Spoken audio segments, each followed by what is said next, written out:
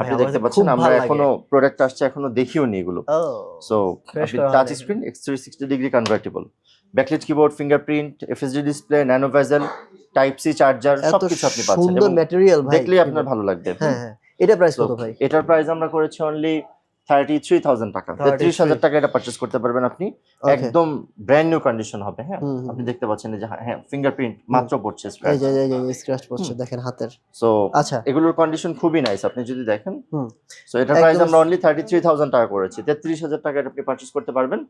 And পাশাপাশি যাদের budget range একদম কম, যারা স্টার্টআপ 8 জেনারেশন প্রোডাক্ট খুঁজছেন, 8 জেনারেশন আসলে এই মুহূর্তে খুবই ওল্ড হয়ে গিয়েছে, এরপরও যারা পারচেজ করতে চান এখন এট লিস্ট 10 জেনারেশন, হ্যাঁ 10 11 12 T490 থিংকপ্যাড এর প্রোডাক্ট নিয়ে খুব বেশি কিছু বলার নাই, কারণ এই প্রোডাক্ট খুবই ভালো পারফর্ম করে এবং এটার battery backup is very good. Core i7 8 generation, 16GB RAM, 256GB SSD, and এটার Core i5 ও আপনি পাবেন।